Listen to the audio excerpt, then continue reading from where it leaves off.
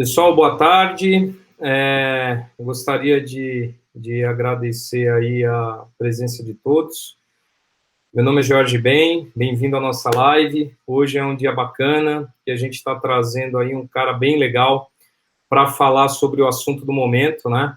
Que é a agilidade, né? E o nosso tema de hoje é do código ao negócio, tá? Então, falando rapidamente, eu sou o CTO da Activity há 8 meses, tá? E conheço aí o Alexandre, que é o nosso convidado, tá? O Alexandre, ele tem uma bagagem bem grande, né? Ele foi o primeiro cara a ter o certificado trainer na América Latina, né?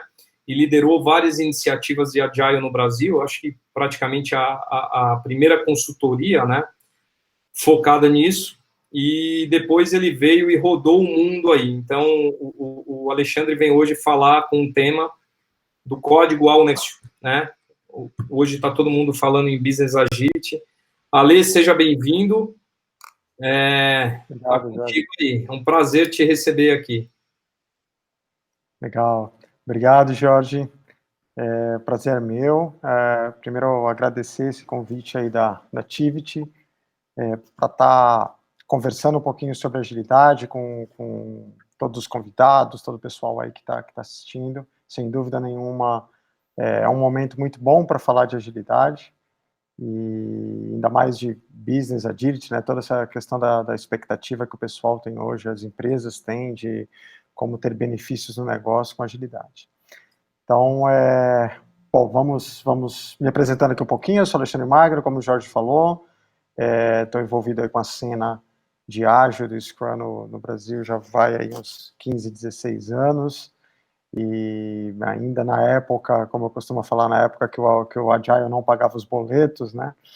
E então era uma época onde realmente a gente se limitava ali no mundo de desenvolvimento de software. Então, o tema hoje é bem interessante, porque a gente enquanto eu estava organizando aqui o material com o Jorge, até um flashback ali de olhando para o passado, de como tudo começou. Então, eu vou dar uma navegada aí para a gente relembrar, né, de como começou toda essa questão de agilidade, e chegando até os dias de hoje, para a gente sentir um pouco do impacto que isso tem nas empresas, nos negócios. Bom, para falar de agilidade, né, é que o tema hoje ele tá bastante disperso, né? Então hoje se fala de agilidade em diversos tipos de organizações, em diversos contextos diferentes, em áreas, em empresas e, enfim, culturas totalmente diferentes, né? Então, há 20 anos atrás, quando começava-se a trazer esse termo para dentro do nosso contexto, isso era muito focado dentro do desenvolvimento de software, né? Então, eu vou revisitar um pouquinho para a gente lembrar, né, que às vezes a gente se esquece um pouco hoje quando está falando de agilidade, parece que cada um tem a sua própria definição de agilidade, e parece que às vezes a agilidade se tornou quase como um mantra, e fica difícil, às vezes, até de colocar todo mundo na mesma página na hora de discutir sobre o que você tá falando de Agile, não, mas é diferente, porque é isso, porque é aquilo. Então, vamos começar aqui dos primeiros anos, né, e lembrar por que o tal do Agile nasceu, como que ele nasceu, quais eram os problemas que a gente queria resolver, para a gente ir navegando aí na linha do tempo e chegar até o dia de hoje. Bom, a gente está posicionado agora aqui na década de 90, tá? Então, na década de 90, haviam várias notícias, e teve até um período que foi considerado ali o período negro, o período crítico do mundo de desenvolvimento de software, porque os resultados eram realmente ruins, né? Quem participava de projetos de desenvolvimento de software naquela época sabe bem do que eu estou falando. Então, a maioria dos projetos falhavam, a gente cada vez queria... quando eu falo a gente, me coloco como programador, que era a minha principal função na época. A gente queria o máximo de distância possível do cliente, das áreas de negócio, porque cada vez que a gente desenvolvia alguma coisa de software e mostrava para eles falavam que era totalmente diferente, e mudavam tudo, e tinham ideias novas, e com isso o nosso sofrimento para desenvolver software era muito grande. Mas talvez mais decisivo que o sofrimento que nós sentíamos no desenvolvimento de software em si, era o impacto que se tinha nos negócios. Então, na época, teve um momento, foi muito marcante, que foi quando o Standish Group começou a organizar o que era conhecido como relatório do caos, né, que mostrava um pouco ali de como que estava a indústria de desenvolvimento de software na época, né.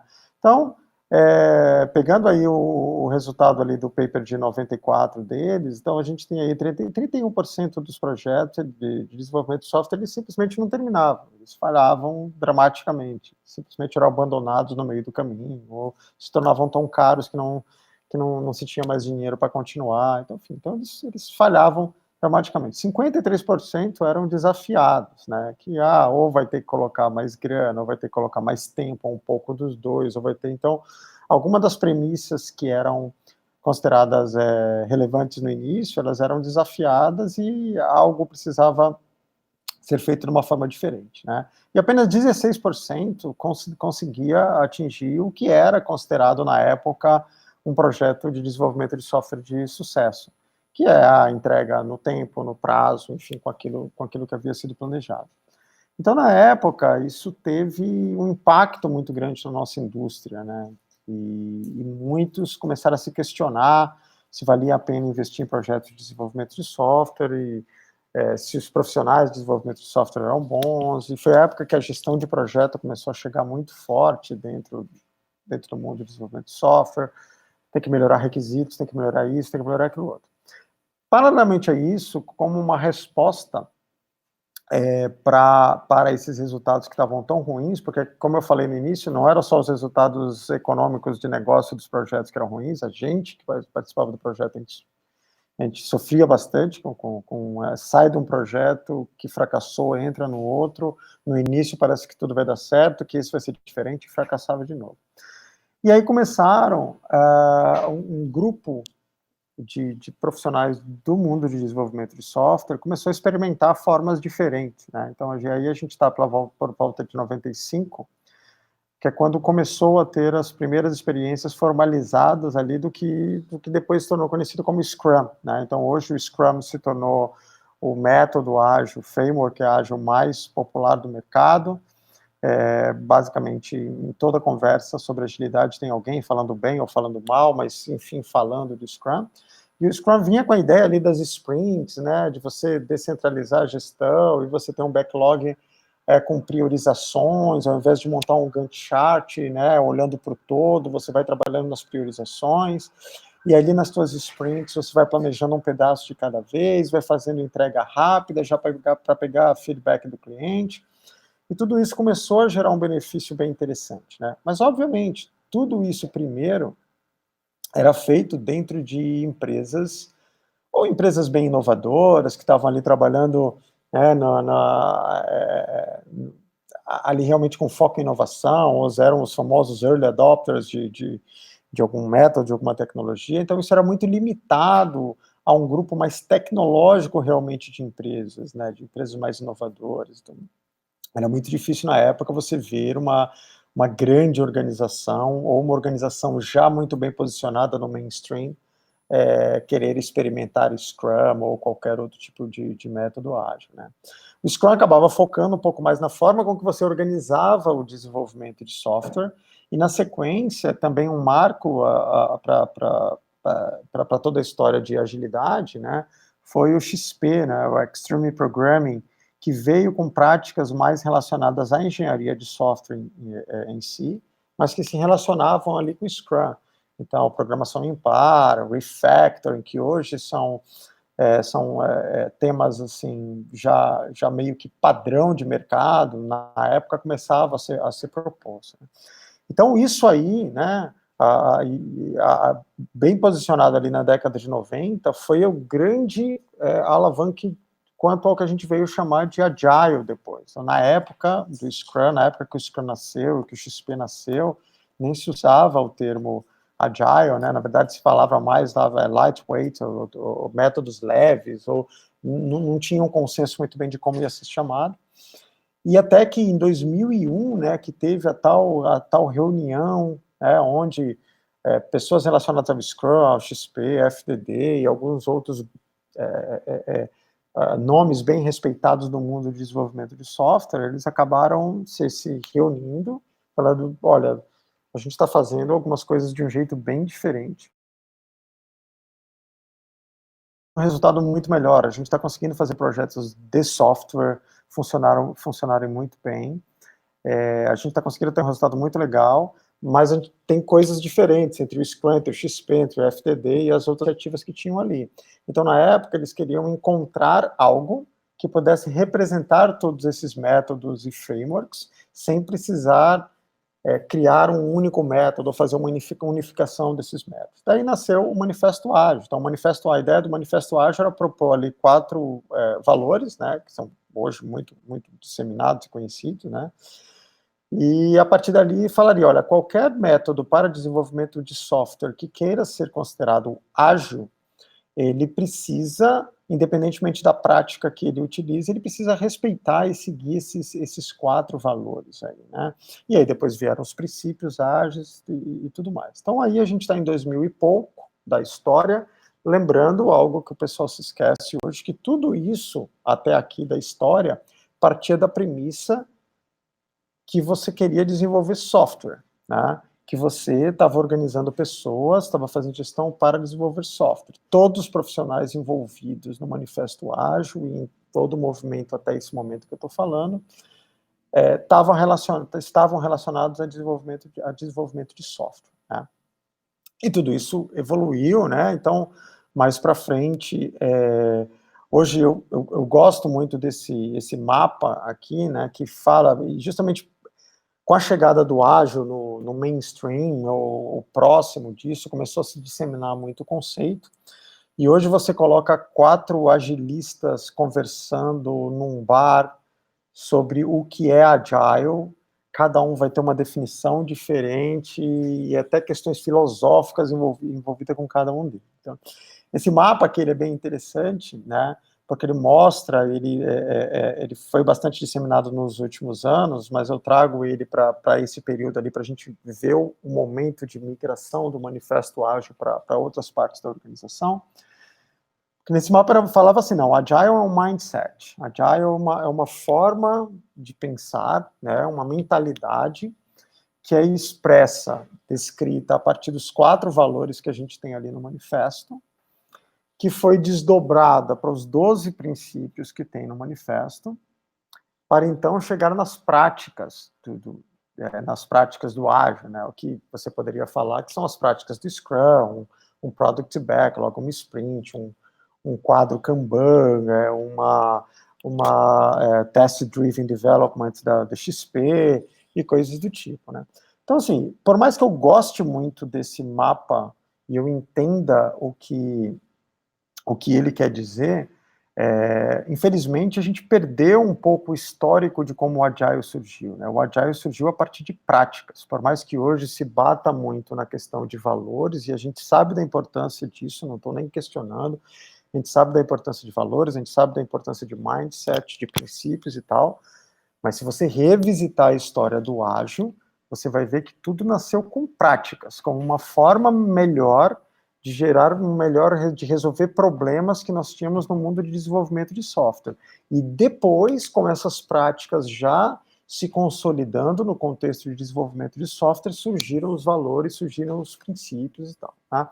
Então, um posicionamento de como o Agile estava nesse universo, né, olhando ali mais para software, mais código. Mas aí teve um evento que eu considero que ele foi decisivo para toda a história de quem trabalha com Agile, para quem trabalha com métodos ágeis e para quem estava vivendo nesse mundo de desenvolvimento de software. Só para vocês terem uma ideia, nesse momento a gente está aí por volta de 2006, 2007, na minha timeline aqui, né, então todos os nossos clientes, na época eu tinha uma empresa de consultoria e treinamentos nessa parte ágil, todos os nossos clientes eram relacionados a desenvolvimento de software e eram majoritariamente empresas mais inovadoras, como .com, desenvolvedoras de games, ou empresas muito bem posicionadas em inovação, né? É muito difícil pensar naquela época A gente que trabalhava dedicado a Agile, era muito difícil a gente pensar em ter um banco, um grande banco como cliente, ou um governo federal, ou uma grande instituição financeira, uma telecom, ou coisas do tipo, né? Então era bem focado. Mas teve um evento que foi decisivo na história de todo o que hoje se chama o agilista, né, de todo mundo que trabalhava com Agile ali na época. Isso ali foi a crise econômica de 2008, 2009. Eu falo que a crise econômica de 2008, 2009, ela foi uma das melhores coisas que aconteceu para todo o universo de Agile, porque a partir dela, né, veio todo um questionamento a forma com que as organizações planejavam, a forma com que as organizações planejavam seus projetos, organizavam seus investimentos, né, faziam forecast das coisas e tudo mais, né. Ficou claro com a crise de 2008 e 2009 o nível de incerteza que a gente começava a viver ali e que os super planos de 3 anos e etc., os grandes projetos, etc., eles começaram a ser questionados. Foi um momento em que foi um momento em que a gente começou a se espalhar pela organização, né? Então foi um momento onde, primeiro, as grandes organizações começaram a se aproximar de ágil, né, do Agile. Então, até mesmo aquelas organizações que consideravam Agile uma piada, ou uma coisa de programadores, ou etc., elas começaram a dar uma atenção, opa, tem alguma coisa ali, e isso começou a se espalhar pela organização. Então, ao longo de toda a minha apresentação, esse desenho com essa forma meio torta ali, é como se fosse um desenho de uma organização, tá? Um desenho de uma empresa. E ali o Agile, ele estava funcionando muito bem, né, a princípio, ele estava funcionando ali relativamente bem, dentro das áreas de desenvolvimento de software, começando a crescer em tudo que envolvia tecnologia dentro da organização. Mas aí, obviamente, como eu falei, como o efeito da crise, todos os departamentos, áreas e profissionais da empresa, eles passaram a ser questionados sobre as suas formas de planejar, a sua forma de organizar trabalho. E aí começou a ter os burburinhos na organização, nas empresas, do tipo, olha, aquele pessoal lá, eles trabalham de um jeito com os post-its colados na parede, que eles estão dando resultados melhores, eles estão se adaptando à mudança e tudo mais. E aí vão ter as outras áreas da empresa a olhar para o Agile, e a pensar, poxa, por que a gente não faz daquele mesmo jeito aqui? Tá? Então, e aí nós, né, que até então estávamos acostumados a lidar unicamente com o pessoal de tecnologia, com o pessoal de desenvolvimento de software, a gente passou a ser puxado pelo pessoal das outras áreas. Poxa, me ajuda aqui, que eu quero fazer algo semelhante ao que você está fazendo lá com o pessoal de software, eu quero fazer aqui no RH, eu quero fazer aqui na equipe de vendas, eu quero fazer aqui em tal coisa. E o Agile começou a se espalhar pela organização, né? Então, não à toa você vê aí no meu slide matérias de revistas conceituadas, líderes de mercado falando sobre Agile no marketing, Agile nas vendas, Agile no RH, Agile. Então, basicamente, chegou um momento ali onde praticamente você pegava o nome do departamento e colocava Agile na frente e pronto, você já tinha um novo conceito, né? Então, a ideia, o sonho passou a ter Agile espalhado pela organização. Isso aí a gente já está ali por 2012, mais ou menos, e o que começou a perceber, né? O pessoal começou a esquecer um pouquinho da história, do para que o Agile tinha surgido, e começou a simplesmente tentar empurrar a Agile pela organização. Então, pô, se o manifesto falava lá, manifesto para desenvolvimento de software ágil, o pessoal começou a converter isso, não só tira a parte de software e coloca aí marketing, só tira a parte software daqui, programação, e coloca tal coisa, né? Então, foi um momento que eu chamo, a gente saiu do Agile for Software Development e chegou num Agile for Business, né? Que ainda não é o que eu chamo de Business Agility. Então, o Agile for Business foi o momento em que o Agile do software, ele começou com as práticas, com os valores, com os princípios, com o mindset, ele começou a ser ou empurrado ou puxado por outras áreas na organização, tá? Bom, aí a gente chega no momento mais próximo do atual, né, que seria o seguinte, né, várias áreas começaram a utilizar Agile, mas espera aí, qual o resultado disso para os negócios? E aí começou-se a ter uma visão de, espera aí, será que se a minha empresa estiver utilizando Scrum, ou tiver com o manifesto ágil pendurado na parede, em todos os departamentos, a gente vai conseguir lidar bem com situações como essas aqui? Porque no final de tudo, quando a gente fala de agilidade para o negócio, a gente está falando disso aqui, a gente está falando da capacidade que a tua empresa tem de responder rapidamente a uma situação que ela não estava esperando, né? Que em suma é a essência de qualquer negócio, né? Então, a agilidade, se a gente for revisitar desde a origem aí do conceito de empresa, é uma palavra que ela sempre teve presente. É impossível você ter uma empresa que ela não tenha. O fato de você ter uma empresa significa que você está assumindo está assumindo risco, e naturalmente você precisa de alguma agilidade para lidar com esses riscos, né? Então o pessoal começou a se questionar isso, as áreas, os patrocinadores, e por isso que muitos programas de inovação começaram, programas de agilidade, de transformação, muitas vezes começaram a ser questionados, porque como a transformação estava focado no Agile for áreas e áreas e áreas, ou Agile for Business, começou a se perguntar isso. Mas se eu tiver o Agile espalhado por toda a minha empresa, eu vou saber lidar quando o Google virar meu competidor, da noite para o dia? Ou eu vou conseguir lidar, eu vou saber lidar quando meus talentos começarem a ir embora? Como é que eu lido com essa situação? E aí vem o questionamento, né? Será que essas empresas que estão simplesmente pegando as práticas e os valores lá do Agile for Software Development, elas conseguiam lidar com isso? Por fim, a gente decidiu revisitar, né, para entender o seguinte. Na verdade, quando a gente fala de agilidade nos negócios, uma primeira coisa que a gente tem que entender é que cada empresa tem uma necessidade diferente de agilidade, né? Então, quando você está espalhando isso para o negócio, você não está falando especificamente de uma área como software development ou RH, quando você está falando de negócio, né? Você entende que, obviamente, se você tiver numa organização que quer competir com o Google ou com a Amazon, eles vão precisar de um nível de agilidade que uma empresa que só quer se dar bem localmente naquela cidade que ela vive, vai precisar de níveis de agilidade diferentes.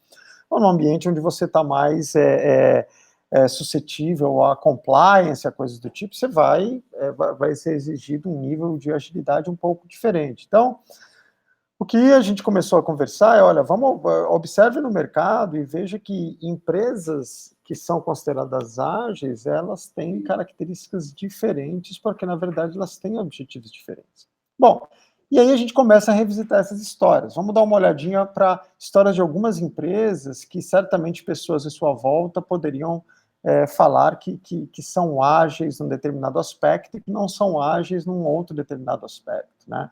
Em cada uma das histórias que eu vou contar aí na sequência, eu vou estar falando de identidade, de cultura, de problema e de solução. Então a gente começa ali na Suécia falando de uma história que se tornou bastante popular no mundo ágil nos últimos anos, né, do Spotify. Então o Spotify é uma empresa de streaming, né, music streaming, onde tem uma cultura ali muito focada no crescimento, né? E com algumas premissas pela característica da empresa, onde o crescimento, a aquisição de novos usuários se tornou mais importante até que rentabilidade durante um período de tempo. Sempre teve uma cultura olhando para a autonomia e tinha Agile ali desde a sua fundação.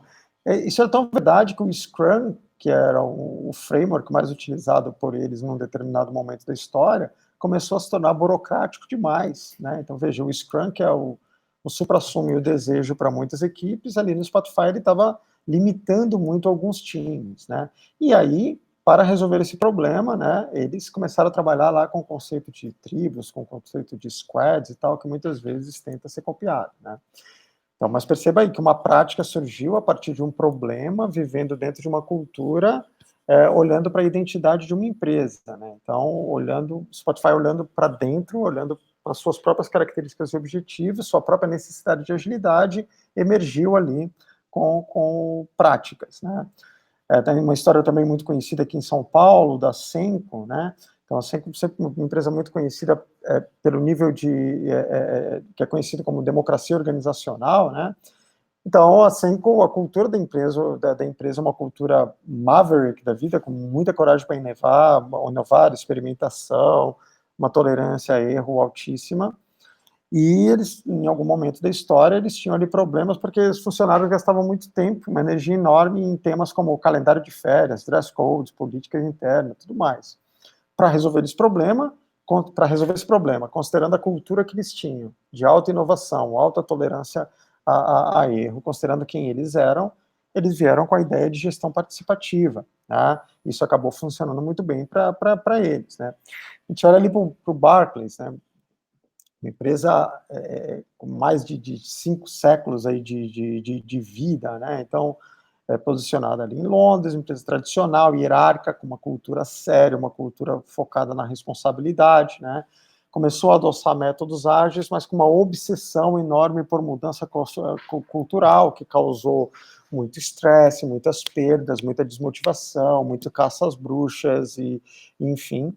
E até um momento em que a Barclays percebeu que a sua cultura tinha que ser preservada até um determinado ponto para que eles conseguissem alcançar o nível de agilidade que eles preferiam, que não era o mesmo nível de agilidade de um Spotify, por exemplo, era uma agilidade diferente, muito mais relacionada ao contexto que eles viviam e aos objetivos dele. E quando você olha para um Netflix, por exemplo, tá?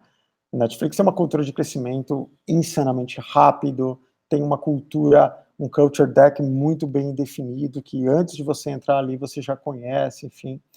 E, olhando para o negócio, os dados mostravam uma relação direta entre instabilidade do serviço e redução do número de assinantes. Então, considerando que o que eles mais queriam era crescer o número de assinantes, eles não poderiam ter instabilidade. Então, eles criaram lá uma engenharia do caos, né? Mas pensando muito nos objetivos deles e pensando muito em quem eles eram, no contexto que você tinha ali dentro da organização, né? Então, o interessante, quando eu comecei a fazer uma pesquisa alguns anos atrás, em volta das empresas consideradas ágeis no mercado, é que era muito difícil você encontrar padrões. Então, você fala ali de Apple, de Amazon, de Netflix, de Spotify. Quando você vai olhar para a forma com que cada uma trabalha, você vai ver coisas até contraditórias, né? Uma prática que ajudou uma empresa a se tornar mais ágil, simplesmente destruiu a agilidade de uma outra empresa, ou atrapalhou uma outra empresa a conseguir os seus objetivos. Então, quais seriam os padrões, então? O padrão de sucesso que eu identifiquei em toda essa jornada é o que eu chamo ali de práticas emergentes, né? Então, basicamente, o que a gente tem ali, essas empresas, elas se conhecem muito bem, sabem quem são, elas sabem muito bem como as coisas funcionam aqui, né? Então, que é o que define o que define a cultura de uma empresa é aquilo que você conversa nos corredores sobre como as coisas funcionam aqui. Então, essas empresas sabiam muito bem disso e entendiam muito bem que era assim. Elas olhavam muito bem para os problemas, o que estava atrapalhando-as a alcançar seus benefícios, a alcançar o nível de agilidade que elas queriam, e baseando-se nisso, elas emergiam com práticas para combater aqueles problemas que funcionassem dentro da cultura delas, para quem elas eram. E aí, o que não funcionava, o que era de prática que não funcionava para lá, podia funcionar no Spotify, podia funcionar na Apple, mas assim, cai fora. Se não funciona aqui, se não me ajuda a atingir meus objetivos, então não adianta, não serve para a gente, vamos encontrar uma outra prática mais adequada, né? E, obviamente, surgiam efeitos colaterais que iam sendo trabalhados até que essa empresa encontrava a sua própria forma de funcionar. Então, se você pegar toda a história de sucesso no mundo de agilidade nos negócios, e espero que vocês estejam acompanhando que eu estou posicionado aqui em agilidade nos negócios, não em Agile for Software Development, então é muito mais Business Agility agora, o padrão de sucesso é que essas empresas focavam no seu contexto, e as práticas simplesmente emergiam. E por isso que você vê práticas até contraditórias entre elas, muitas vezes empresas que não têm nada a ver com o Spotify, ou com o Google, ou com a Amazon, etc., se inspira numa técnica que foi muito bem sucedida nessas empresas, tentam trazer para cá e não conseguem resultado. O problema é quando o resultado não vem, e aí vem o antipadrão, né? Quando o resultado não vem, elas começam a culpar a empresa em si, o jeito de ser da empresa, porque eles colocam o holofote demais nas práticas, colocam o holofote demais aqui. Então, se Squads não funciona aqui e funcionou no Spotify, é porque a minha empresa não é boa. E isso começou a se mostrar claramente, né? Você vê como um padrão, um antipadrão, né? E sempre quando se tenta impor de forma irrestrita práticas no mercado, sempre vem a queixa do, nossa, a nossa cultura é horrível, essa empresa é horrível, etc., porque tais práticas funcionaram em tal lugar e não funcionam aqui. Isso você vê nos resultados das próprias pesquisas relacionadas no mundo Agile, né? Então, esse aqui é o State of Agile, que é uma pesquisa feita anualmente, né? Então, mostra ali, né, quais os desafios para ter o Agile funcionando bem na sua empresa, né? Os dois tops de reclamação ali é cultura organizacional e resistência à mudança, né? Justamente isso, práticas, valores e princípios muitas vezes tentando ser empurrado e, obviamente, a cultura da organização resistindo, né? Então, na nossa ótica, para separar o Agile for Business do Business Agility, né? A tua empresa tem Business Agility quando ela consegue encontrar uma forma de ser ágil, que significa responder rapidamente às mudanças do mercado, né? Ser ágil o suficiente para ajudá-la a alcançar os seus objetivos, e não para atrapalhá-la com os seus objetivos. Então, por isso que muito do trabalho feito para aumentar a business agility na tua empresa, ele tem que ser focado, ele não pode ser focado na prática, mas sim ele tem que ser focado no contexto. Ele tem que ter um entendimento, ele tem que ser criado de forma, qualquer iniciativa de business agility na tua empresa, se não parte do contexto para chegar nas práticas, nos valores, etc., ela tem uma chance enorme de frustrar e de, muitas vezes, ao invés de ajudar a tua empresa a ter mais agilidade, até de atrapalhá-la, né? Então, parte do contexto para chegar nas práticas, né? A forma com que a gente vem fazendo isso com bastante sucesso no mercado, que a gente chama de Business Agility Design, é você justamente ter todo um processo para que a tua Business Agility ela acompanhe o jeito de ser da tua empresa, o legado da tua empresa, mas obviamente não fique simplesmente confortável com aquilo que já conhece, né? Então a gente trabalha ali com 3 movimentos de Brief Sense Design para, primeiro, entender o contexto, olhar que parte da organização precisa mais de agilidade e significar agilidade para aquela organização. Depois, entender o que tem atrapalhado para que aquele contexto seja mais ágil, né, que é um trabalho que a gente faz de sense making, né, pegando as micronarrativas do que acontece realmente no dia da empresa, relacionando isso com temas de agilidade organizacional, para aí chegar na parte do design de práticas, que aí é quando as práticas começam a emergir para a tua empresa, por de repente, nessa parte a gente trabalha, faz sentido organizar as pessoas de um jeito, nessa outra parte de um outro jeito, e colocar para se integrar de uma forma tal, porque dessa forma que quando você vai fazer o design de processos ágeis para a tua empresa, você já conhece o que está atrapalhando realmente a tua empresa e já conhece o contexto sobre o qual isso vai funcionar. E isso precisa funcionar.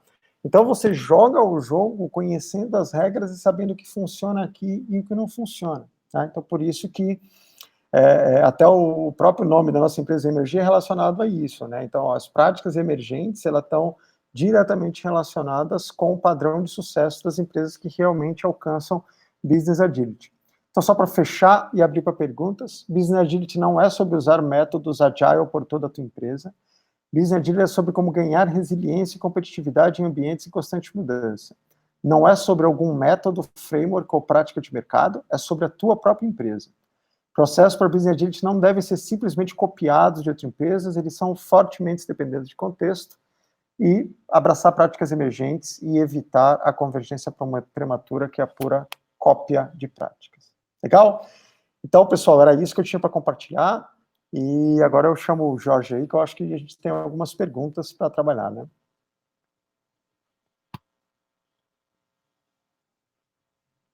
Legal, legal. Muito bacana, Alexandre. Eu acho que é um tema aí que tá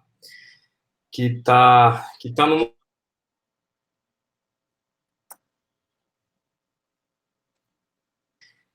2008. 2008 para 2009, né? Quando a gente foi fazer o startup do R7.com, lembrando um pouco de tudo que você falou, né? A gente tinha, de fato, o R7 faz parte do grupo, né? Da Record TV, e a gente sabe, né, que como todas as emissoras elas têm um modelão de trabalhar. Imagina um portal nascendo dentro de uma emissora, né? E aí a gente chegou no primeiro desafio. Cara, a gente precisa lançar rápido, mas a organização não deixa. O que a gente faz, né? E aí um belo dia a gente acabou se conhecendo e falou, pô, Ale, ajuda a gente, porque a gente precisa sair do outro lado, né? Então, o que eu, pelo menos eu levei para a minha vida profissional de lá para cá foi assim, né? Eu acho que é a capacitação, né? Eu acho que o sucesso que a gente teve, a gente pegou as principais pessoas ali dentro da organização, não só do portal, mas da emissora, né, para a gente poder destravar as coisas, né? Eu acho que o sucesso ali foi esse, né? A gente, de fato, colocar as pessoas. Mas parabéns pela apresentação aí. Cara, e tem algumas perguntinhas aqui que já chegaram, né? Eu tentei colocar numa sequência lógica até para a gente debater, a gente tem uns minutinhos aí. Eu queria começar com uma pergunta aqui do Armani, né? Que eu acho que todas as outras que chegaram vêm um pouco na sequência, né, do que a gente está falando. Uma das perguntas, a primeira pergunta é o seguinte, né, partindo do princípio, né, que um dos maiores desafios para transformar uma organização tradicional em uma organização orientada ao modelo ágil, né, ocorre, lógico, quando a alta gestão, né, o board da companhia, ela tem que acompanhar, né, e só que a gente tradicional, né? E aí, né, sendo direto, partindo desse princípio, né, quais são as principais mudanças e os passos a serem percorridos pela alta gestão, né? Mas naquela linha, o exemplo de fato tem que vir de cima, né? Uhum. Como é que a gente faz numa organização dessa a gente ganhar atração, assim, na tua visão?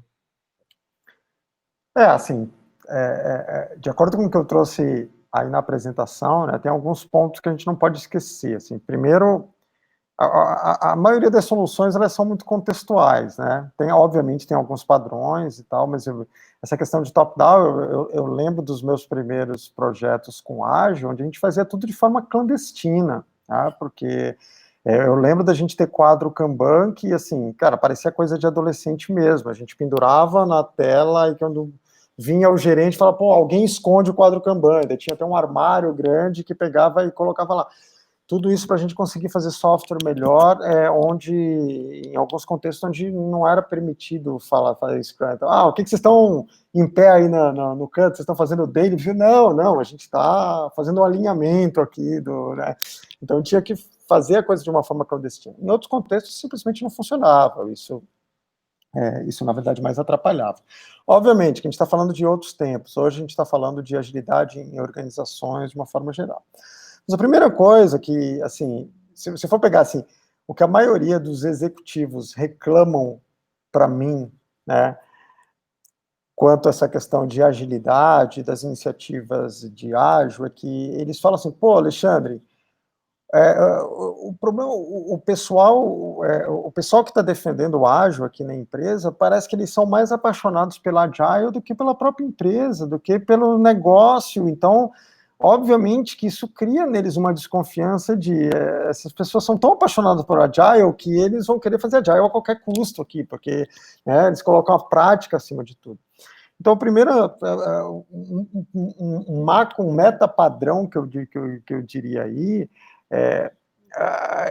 os líderes, eles primeiro têm que entender que você está preocupado em melhorar a empresa, em melhorar os negócios da empresa e não em aplicar métodos ágeis. Então, se você não consegue, com uma coerência, levar o ágil ou práticas relacionadas ao ágil para gerar para claramente, e não em termos agile e tal, mas para claramente, falando a língua do negócio, mostrar como que isso vai, do outro lado, significar mais resultado para a empresa, vai ser muito difícil as pessoas te ouvir. Então, falar a língua deles e pensar mais no negócio e na empresa do que no agile em si. Não, bacana, cara. Você falou a palavra clandestina, né? Me vieram me vieram duas coisas, né? Eu passei por isso, né? Na Record, a gente tinha que pedir ajuda, fazer as coisas meio por debaixo dos panos. E a história do Fatala, né? No Magalu também, né? Você começa a ouvir a história do Fatala quando ele chegou lá, cara, você começa a chorar de rir, né? Uhum. Tá exatamente indo nessa linha, né? Como é que você sai do outro lado sem, né, virar escravo daqueles processos e tal? A história do Fatal é bem interessante também nessa linha. Não, bacana, cara, bacana. Indo nessa linha, né? Uma das pessoas aí que está na live com a gente perguntou, né? O Romero, né? Qual o perfil de pessoas para garantir o funcionamento ágil, né? Qual é o tipo de perfil que essas pessoas devem ter, na tua opinião? Assim, mais uma vez, assim, depende muito do que, é igual o início do nosso, da nossa live aqui, né, de o que é ágil, né, então, depende muito de como posiciona isso, pô, qual é o perfil da pessoa para trabalhar num time Scrum? Bom, ele tem que saber trabalhar em equipe, ele tem que abraçar a auto-organização, ele tem que ser muito focado, tem que ser uma pessoa com coragem e tal. Legal. Não é disso que eu estou falando. Estou falando de trabalhar numa empresa de business agility e tal. Então, são pessoas que têm que estar muito focada no contexto, na linha do que eu respondi antes, tem que estar muito focado no resultado que gera, né? E esse link que a gente acabou perdendo ao longo do caminho, né? Se a gente voltar para o início da história que eu contei, o que todo programador queria naquela época, quando começou o Agile, cara, era só fazer os projetos de software dar certo. Só isso, pelo amor de Deus, a gente não aguenta mais participar de projeto fracassado. Então, ninguém estava preocupado em usar a prática pop, a prática isso, aquilo. Não, a gente precisa fazer projeto de software dar certo. E aí vieram emergindo as práticas que hoje, né?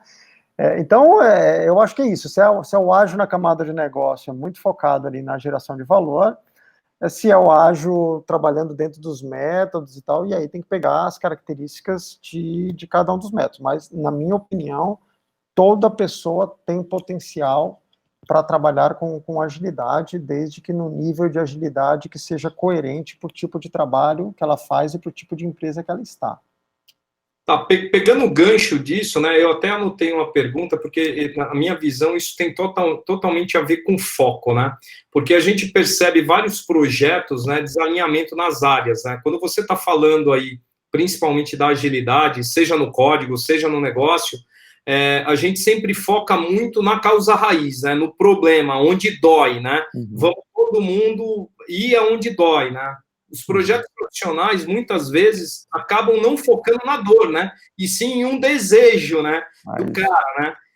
Então, isso aí acaba virando um problema, né? Se você não tem o foco, né? Eu acho que o ágil ajuda nisso, né?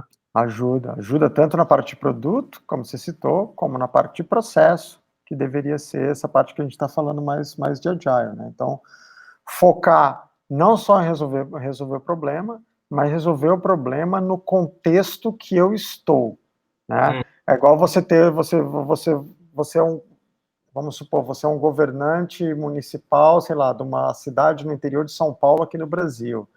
Você querer resolver o problema exatamente da mesma forma com que alguém resolveu o problema em Estocolmo, na Suécia, não é, o problema pode ser o mesmo, mas você ignora o contexto que está em sua volta, a realidade do que é possível, do que é potencial para ali, então você não vai conseguir realmente resolver o problema, você vai mais estressar as pessoas à tua volta, falando para todo mundo, não, porque na Suécia, não, porque na Suécia, não, porque na Suécia, e aí não vai, né?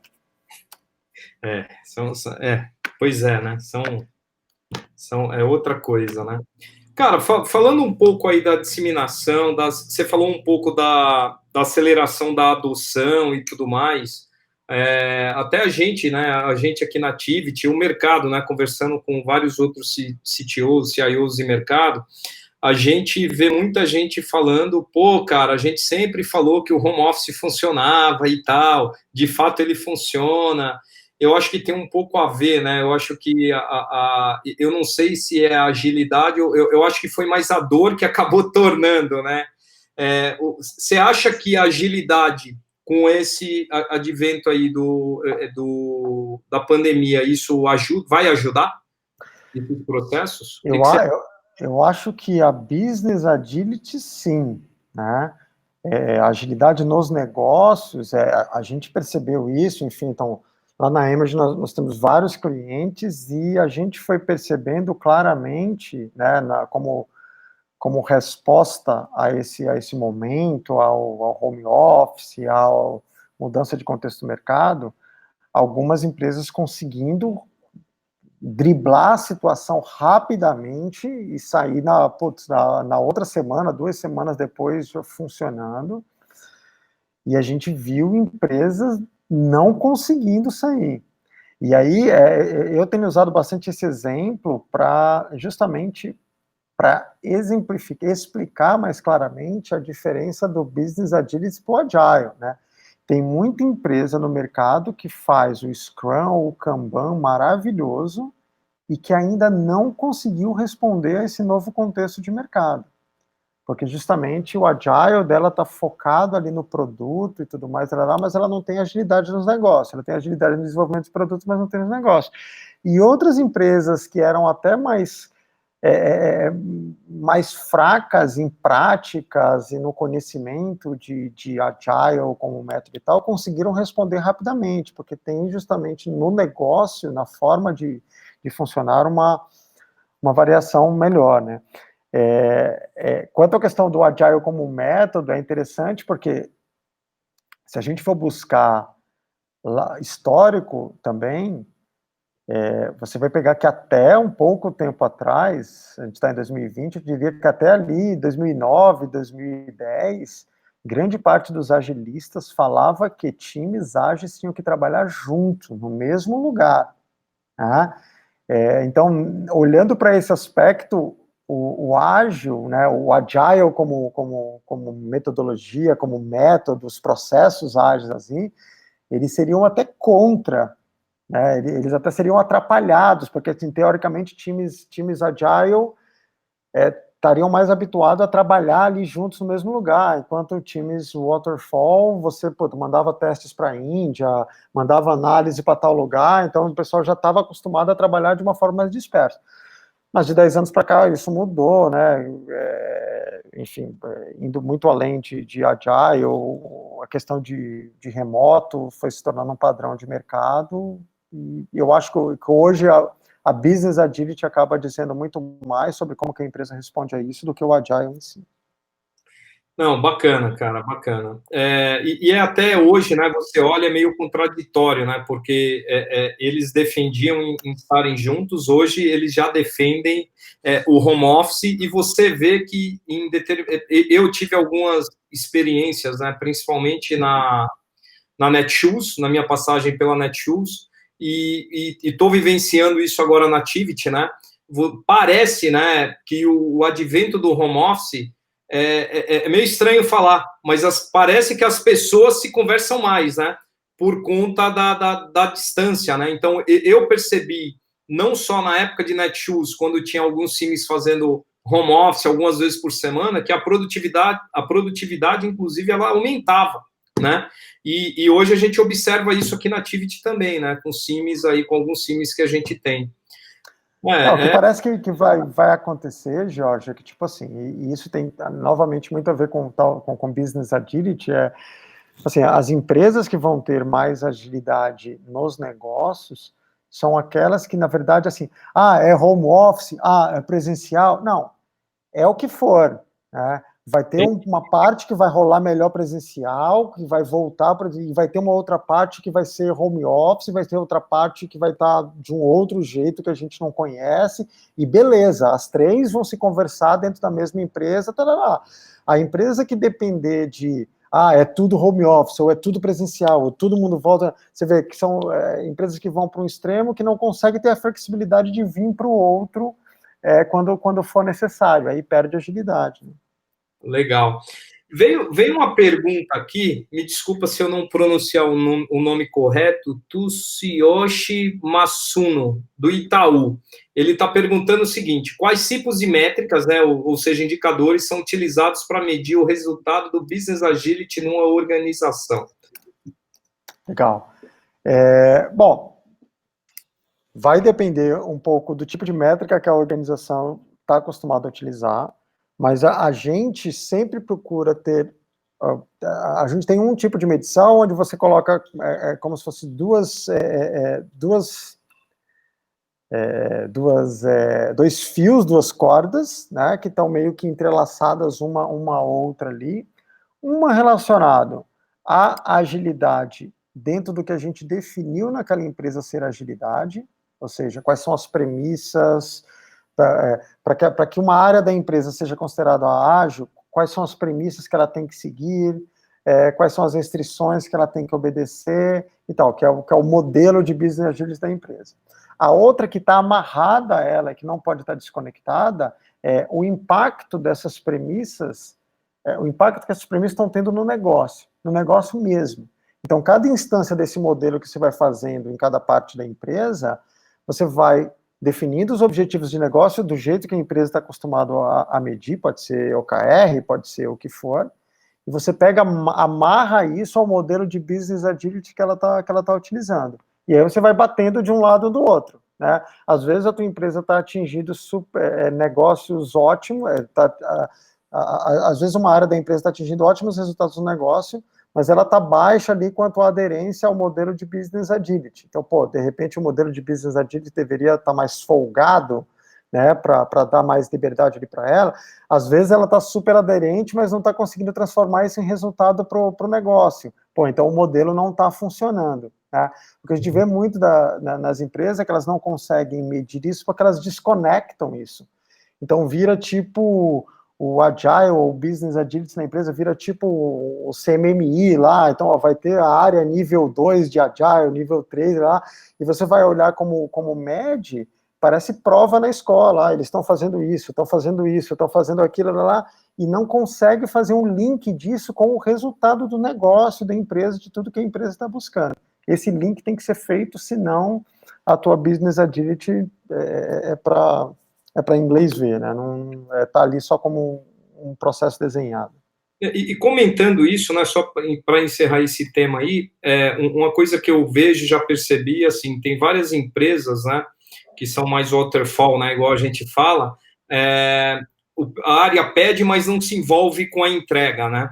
E aí você vê vários projetos e várias organizações durarem um tempo, gastar um dinheiro, e quando você chega e vai avaliar o resultado, né? Cadê o resultado, né? Então, pelo menos o que eu comento, eu não sei o que você acha disso, mas independente seja um produto, né, que você vai fazer, ou um projeto, eu gosto muito do exemplo do MVP, né? Cara, vamos pegar, né? Você tem um boi desse tamanho, vamos fatiar ele, vamos pegar, vamos experimentar, né? Porque o que eu acho que a maioria das empresas ainda tem muito receio, é o medo da experimentação, né? Pô, mas se dá errado, não pode dar errado. Mas, cara, não é melhor dar errado rápido, falhar rápido e você corrigir o curso e ir, né? Então, eu gosto muito do exemplo do MVP. Cara, pega o MVPzinho do projeto, pega o cara da área de negócio, põe junto contigo para desenvolver esse Business Agility e começa a mostrar resultado, né? Eu acho assim, métricas a gente sempre vai ter para qualquer metodologia, mas quando o requisitante está junto, você começa a pegar uma pílulazinha, né, pequenininho daquilo e começa a mostrar valor, eu acho que ganha mais força, né? Eu acho que vou arriscar falar que eu acho que a maioria dos exemplos que a gente acaba tendo em agilidade, em business agility, é nessa linha, né? É muito com experimento, sim. Por causa do. Quando você está num ambiente com nível de complexidade como é o do mundo dos negócios, né, a coisa toda é muito dinâmica. Se você não souber trabalhar bem com experimentos, você não vai você não consegue a tal da agilidade, né? E isso é interessante porque, como você falou, você trouxe um termo ali da parte mais de gestão de produto, né, de startup, o MVP e tal. Então é muito Uhum. engraçado porque a gente conhece esses termos, a gente conhece essas práticas, você tem lá o Agile Coach falando para o PO, não, você tem que fazer de pouquinho e tal, e tal, e tal, não, você tem que... Lá. Mas quando é para falar da agilidade na organização, parece que esquece aquilo e fala, não, tem que ser um grande programa de transformação, tem que pegar já o executivo, isso, aquilo, tem que ser tudo uma... Não, mas peraí, cadê aquele aquilo que a gente está fazendo tão bem na parte de produto? Será que a gente não consegue pegar um aprendizado disso aí e ir fazendo esses experimentos dentro da organização? E sempre, novamente, se é business agility e não agile for business, cara, todas as tuas medições têm que ser relacionadas ao negócio. É a agilidade que tem que servir o negócio, e não o inverso. Bacana. Magno, tem um tema aqui que eu até resolvi, deixei para a gente falar nesse finzinho aqui do nosso papo, que você até comenta, né? Que é a questão da cultura, né? Porque muita gente acha que chega, monta um time e, galera, mudamos a cultura, né? E até num papo contigo e a Laura, né, lá na Tivity, a gente discutiu horas, né? Acho que a gente ficou, sei lá, umas 4 horas na sala conversando sobre isso. E aí a gente acabou chegando à conclusão, né? Você até falou, né? Quem vai mudar aquele pessoal que está no cafezinho batendo papo, ou seja, são as atitudes, né? E não né? As atitudes fazem a cultura, né? Você quer falar um pouco disso, né? Dessa experiência aí, desse exemplo? Assim, porque assim, sempre quando você trabalha com termos muito abstratos, né, eu não gosto muito porque ele torna muito difícil você avaliar se um trabalho está indo no caminho certo ou não. Então, quando você fala, vamos mudar a cultura da empresa, lógico, é um desejo, a gente quer, a gente olha para, a gente se inspira em cultura de outras empresas, a gente quer.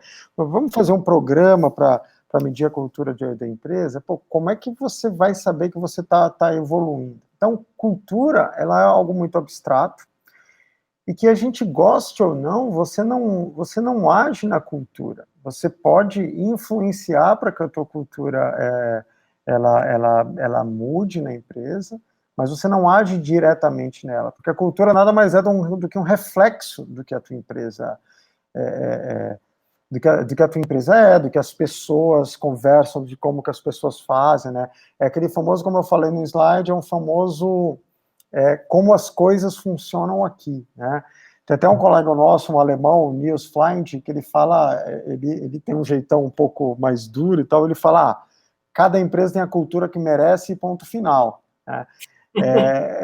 Eu não vou por uma forma tão dura assim, mas no fundo, essa cultura ela é um reflexo das pessoas que você contratou, de como que elas enxergam a empresa, de como que elas são incentivadas a se comportarem ali, de o que elas leem nas entrelinhas da empresa, o que vale a pena fazer, o que não vale a pena fazer. Então, tudo isso que forma a chamada cultura. Você não age na cultura, né? A cultura é tipo uma sombra, assim, né? Então, você age ali no... Você não vai, eu quero melhorar a minha sombra, eu vou pintar a minha sombra, vou colocar... Não, a tua sombra é um reflexo do que você do que você tá fazendo. Então, se você não mexer você mesmo ali, alterar alguma coisa em você, a sombra nunca vai mudar. Então, é um tema muito importante, mas que eu não acredito que você consiga atuar diretamente nele. Você atua em paralelo para que, como efeito, algo acabe mudando ali. Não, excelente, excelente. Uma última pergunta aqui. Deixa eu pegar o nome dele. O Felipe, ele perguntou, a gente, né, tem um caso famoso do Spotify. Você recomendaria algum outro case de sucesso, mas aí com foco em business agility? Para quem está nos ouvindo possa estudar Cara, mais? É porque assim, né, bem na linha do que eu falei ali, assim, a definição de Business Agility, então, tipo, a Apple tem Business Agility, a Amazon tem Business Agility, a Salesforce tem Business Agility, Magalu tem Business Agility, então a Netflix tem Business Agility, Barclays tem Business Agility, mas assim, o problema é que quando o pessoal busca case de business agility, eles buscam tentando olhar para as empresas cool, né? Onde, não, vai ter os desenhos irados, vai ter ali todo mundo organizado em time auto-organizado e lá, lá. E não necessariamente, né? Você vai encontrar. Então, pô, eu um tempo atrás, eu trabalhei com o pessoal da Coca-Cola na Irlanda, e assim, na parte de negócio, o pessoal que eu estava trabalhando junto lá, eles tinham um nível de business activities enorme. Mas se você for pegar a estrutura deles, eles tinham 12 níveis de gestão. Então, se você pega um organograma com 12 níveis de gestão, você vai olhar, você nunca vai falar que aquela empresa tem business agility, mas eles tinham um nível de entrosamento, de empoderamento tão grande entre esses 12 níveis, que meio que um já sabia como o outro pensava e tal, que eles tomavam decisão muito mais rápida que muita empresa de squads que eu vejo por aí, né? Então, se a gente olha para Business Agility muito mais nos negócios que estão conseguindo perdurar, mesmo com muita mudança e tal, tá cheio de casos no mercado. É só você olhar em volta, isso vai muito além do design de estrutura que a empresa está utilizando. Acho que eu citei algumas aí.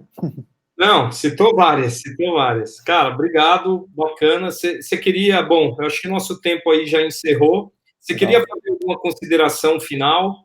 Eu queria te Ah, agradecer por despender esse tempo com a gente. Eu acho que te ouvir é sempre muito bom, né? A gente sempre aprende um pouco mais, né? Como melhorar a nossa vida no dia a dia. Mas aí, fica à vontade aí para as considerações finais aí. legal, Jorge. Bom, primeiramente, mais uma vez, muito obrigado, né? Para a gente é sempre um prazer trabalhar com vocês da Activity. Assim, acho que a minha mensagem final aqui para todo mundo, e principalmente para o pessoal que está ouvindo e que se considera agilista ou parte desse movimento, né? Ou que trabalha com métodos ágeis e tal. Eu considero que a gente tem um momento ímpar e talvez único, que é o mundo dos negócios está abrindo as portas para que a gente ajude esse mundo dos negócios a se tornar mais ágil, né? Então, é uma oportunidade que talvez poucos de nós, antigos programadores, ou, enfim, independente da área que você vem, poucos talvez imaginavam que um dia como esse iria chegar. Então, a gente tem uma oportunidade muito grande. Mas não esqueçam do que eu conversei aqui hoje, né, desse movimento de Agile for Business, esquecer um pouco essa mentalidade e pensar mais Business Agility, colocando o business como o ponto mais importante, o ponto que precisa realmente de ajuda, e não empurrar Agile ou Agility para o business, mas sim servir o business com o que ele precise para se tornar mais ágil. Acho que essa aí é a minha mensagem final, Jorge. Legal, Alexandre, obrigado pela tua presença aí, sempre uma honra ter você aí conosco. Gente, queria agradecer a presença de todos, obrigado aí pela audiência e ouvir o Alexandre, e aqui a gente vai encerrando, tá bom? Um abraço aí, Alexandre, um abração, um abraço a todo mundo aí. Valeu, Valeu, tchau, tchau. tchau.